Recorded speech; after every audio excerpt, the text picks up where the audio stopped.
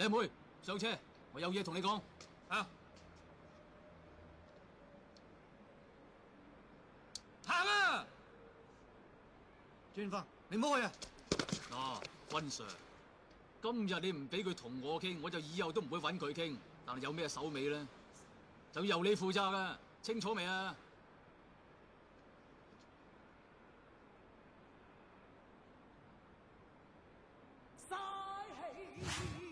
Certains réalisateurs, plutôt que de réaliser des films qui développent leurs personnages ou un récit sur plusieurs opus, préfèrent développer une thématique. Comme par exemple la trilogie de la vengeance de Park Chan-wook, la trilogie de l'Apocalypse de John Carpenter, la trilogie des Enfers de Dario Argento, etc., etc. Dans la seconde moitié des années 80, Ringo Lam réalisera City on Fire qui inaugure une tétralogie informelle. La saga On Fire qui fait de lui l'un des maîtres du polar hongkongais, au même titre que John Woo ou Kurt Kong. Véritable pépite du polar néo-noir, City on Fire est devenu ultra culte et demeure l'un des porte-étendards du genre. Mais si City on Fire est culte, les 3 autres opus de la saga le sont tout autant. La thématique que Ringo Lam choisit d'explorer est la folie, la destruction des rapports sociaux par le biais des institutions. Aujourd'hui, nous allons parler folie, ultra-violence et film noir. Bonjour et bienvenue dans la chronique du Pharaon.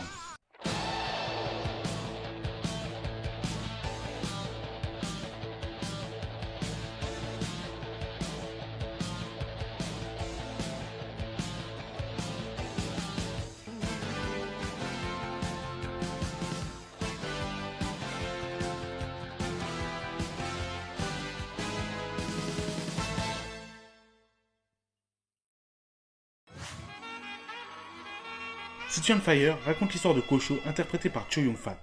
Chargé d'infiltrer un gang de braqueurs, il devient ainsi une taupe. Il est suspecté par les braqueurs et poursuivi par la police qui ignore tout de sa véritable identité. Après un hold-up sanglant, Chow se lie d'amitié avec son chef de bande, le loyal Fu, interprété par Danny Lee. En 1987, l'année où City on Fire sort, nous sommes un an après le Syndicat du crime. Le film qui a lancé la mode de l'Heroic Bloodshed et qui a fait de Chow Yun-fat une star. C'est pour ça que City on Fire a été pensé, pour surfer sur la popularité de Chow. Mais à la surprise générale, le film n'est pas un hero movie. Formellement, il n'y a rien de plus différent que Syndicat du crime et City on Fire. Chez John Woo, les personnages excellent dans le maniement des armes à feu, les fusillades ressemblent à des balais et les munitions sont illimitées. Alors que chez Ringo Lam, c'est le réalisme qui prime. Les munitions coûtent cher et surtout, pas d'iconisation des personnages. Si le cinéma de Woo est un ballet, le cinéma de Lam est un match de boxe. Les héros, qui en réalité n'en sont pas vraiment, évoluent dans un univers urbain peu attrayant, je dirais même glauque. City on Fire est un film dur, branché sur la violence de Hong Kong. Il joue d'ailleurs avec la densité de la ville. On a l'impression d'un véritable labyrinthe, d'une impasse. Ringo Lam s'inspire des errances urbaines réalistes du nouvel Hollywood, nous rappelant surtout The French Connection de Friedkin. Il retranscrit les problèmes et le désespoir de ses personnages à merveille, comme la vie privée de Chow qui est chaotique et qui veut s'extraire de cette jungle pour épouser la femme qu'il aime. Ses problèmes de conscience par rapport aux gangsters auxquels il s'était lié et qu'il a dû trahir, ou encore professionnels, où chacun sabote les efforts des autres pour tirer la couverture vers soi. On voit les personnages courir vers une fin dramatique, comme nous le montre l'impasse mexicaine de la fin. Les masques tombent, ne laissant qu'une seule issue possible. Tarantino, en grand fan de cinéma de Hong Kong, s'est inspiré de la dernière partie de City on Fire pour réaliser un film entier, Reservoir Dogs.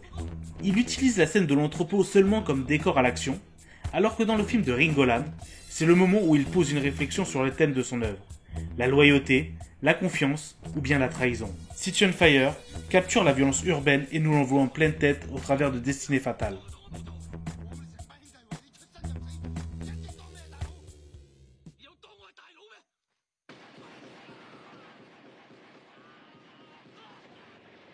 Prison on Fire est le deuxième film de la saga.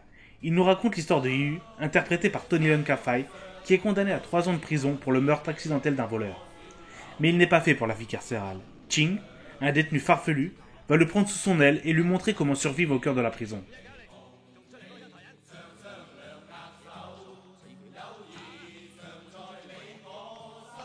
Malgré les conseils de Ching, Yu devient le souffre-douleur du chef de la sécurité et d'un chef de triade.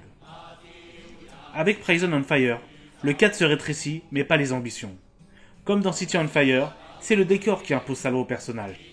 Quand on y pense, ce choix de lieu est un terrain de jeu fertile pour Ringo Lam. La prison est une micro-société, un microcosme où tout le monde essaie de trouver sa place.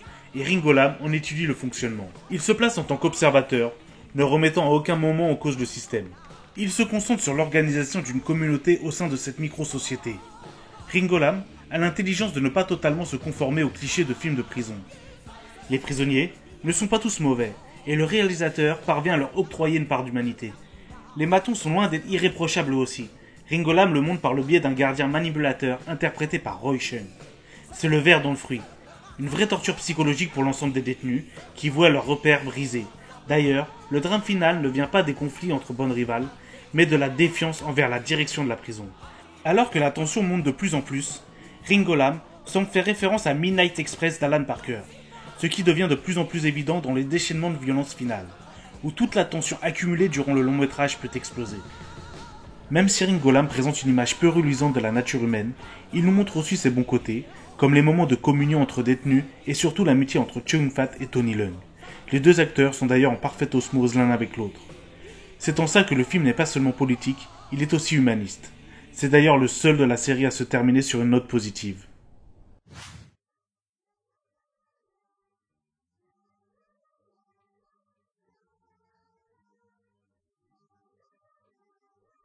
En 1988 sort le troisième film de la saga, School on Fire. Il est aussi le plus radical. Il nous raconte l'histoire de Fong et Sarah, deux élèves d'un établissement où s'étend l'influence des triades. Tous deux assistent à une rixe entre triades qui tourne mal.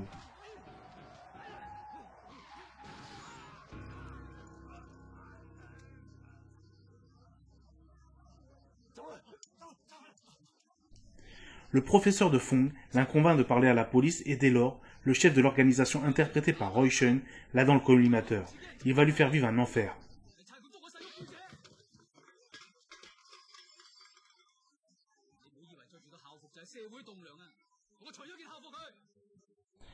Cette fois, Ringo Lam situe son action au sein de l'école. Avec School on Fire, il n'est plus qu'un simple observateur comme dans l'opus précédent. Dès les 10 premières minutes du film, il remet en cause tout un système défaillant. Les figures d'autorité traditionnelles ont été remplacées par les triades. School on Fire ne fait pas les choses à moitié. Le film dépeint un système scolaire en plein chaos. Les professeurs n'ont aucune autorité et les triades font la loi, poussant les filles à se prostituer et raquettent les plus faibles. Le film reprend les thématiques abordées dans les précédents opus de la série, mais ici Ringo Lam pousse tous les curseurs un peu plus loin. Plus de folie, plus de violence et la perte de l'innocence ici incarnée par les collégiens. C'est l'opus le plus désabusé de la série, car oui, dans School on Fire, contrairement au film précédent, les populations civiles sont ciblées elles aussi. Parents, professeurs et enfants.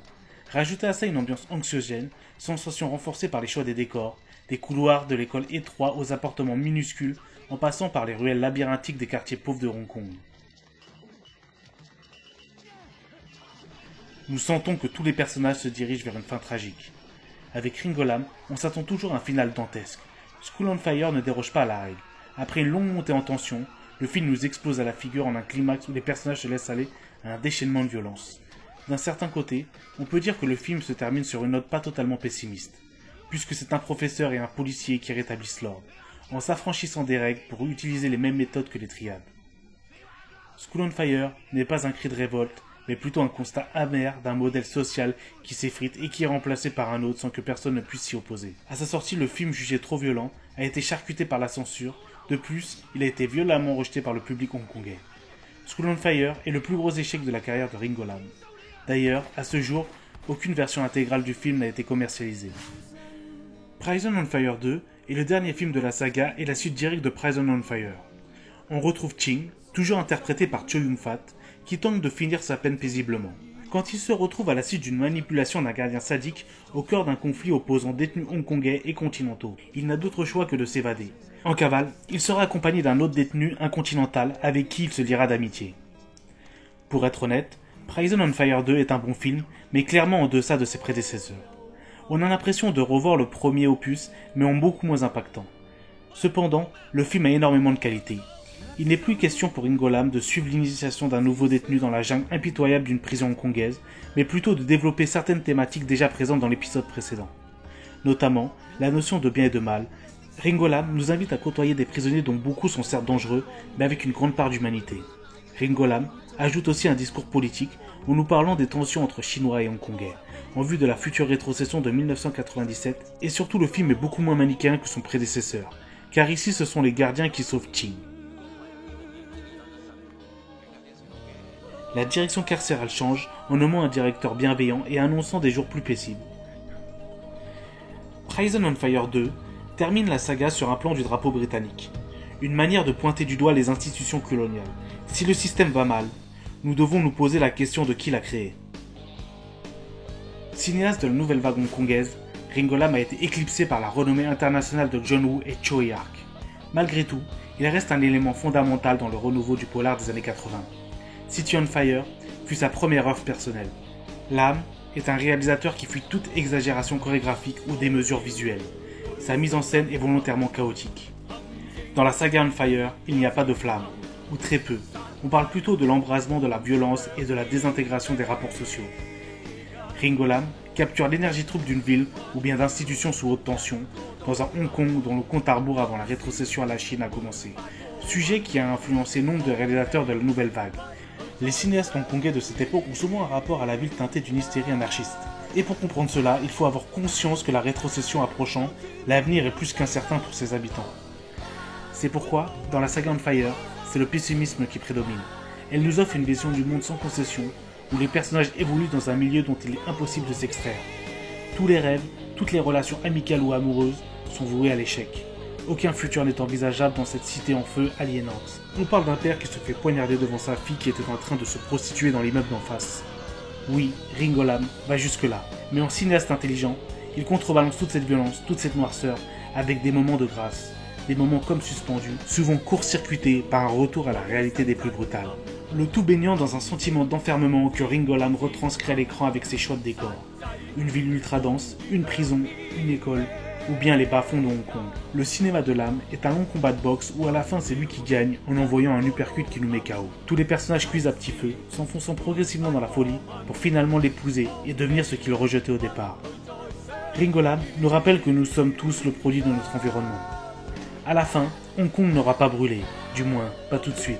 Il aura fallu attendre 2019.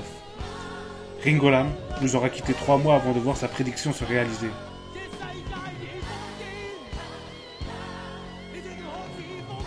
J'espère que la vidéo vous a plu, moi je vous dis à la semaine prochaine et n'oubliez pas, c'est vous qui êtes responsable de ce que vous regardez.